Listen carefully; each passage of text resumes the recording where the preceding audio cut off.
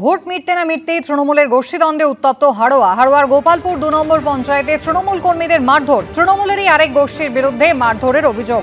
আহত ৩ জন তৃণমূল কর্মী, একজনের অবস্থা আশঙ্কাজনক। কে মারল আপনাকে? শান্ত, হেলা, সিরাজের দুটো ছেলে, জিয়াদের দুটো ছেলে। কেন মারলো? কেন? ওরাও টিএমসি করে, আমরা টিএমসি করি। আমরা টিএমসি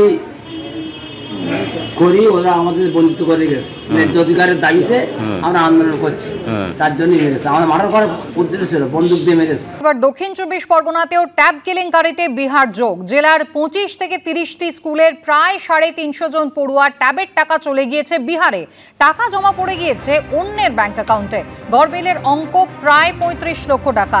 তালিকায় রয়েছে সাগর, গোসাবা, কুলপি, কুলতলি, মগরাহাট, সোনারপুর, বারুইপুর, বজবজ, মহেশতলার একাধিক স্কুল। জেলার প্রায় ৪০০ জন পড়ুয়ার টাকা এখনো অ্যাকাউন্টে ঢোকেনি। স্কুলগুলিকে থানায় অভিযোগ দায়ের করতে বলা হয়েছে।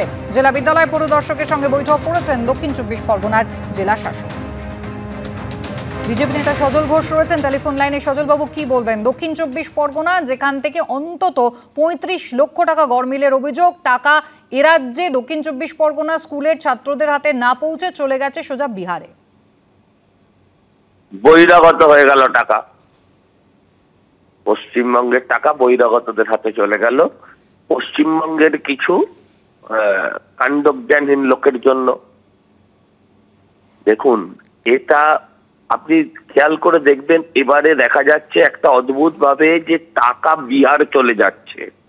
এমন তো নয় যে টাকার গন্তব্যটা উত্তরপ্রদেশ বা বিহার ছিল।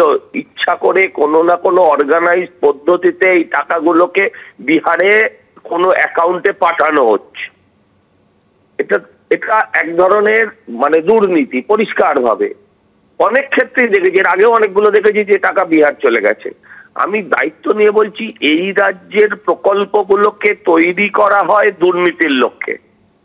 যেহেতু আপনি দেখেছেন যে এর আগে এই ১০০ দিনের কাজ বন্ধ হয়েছে, কেন্দ্রীয় আবাস বন্ধ হয়েছে, রাজ্যের আবাস করতে গিয়ে সেখানেও দুর্নীতি হয়েছে।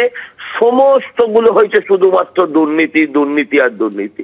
যারা চাল চুরি করে খেয়েছে, যারা ত্রিপল চুরি করেছে, যারা আমফানের টাকা ঝেড়েছে, আপনি কি মনে করেন তারা স্কুলের টাকা ঝাড়বে না? যারা মিড ডে মিল চুরি করেছে, তারা ট্যাবের টাকা ঝাড়বে না? তারা ট্যাবের টাকা চুরি করবে না?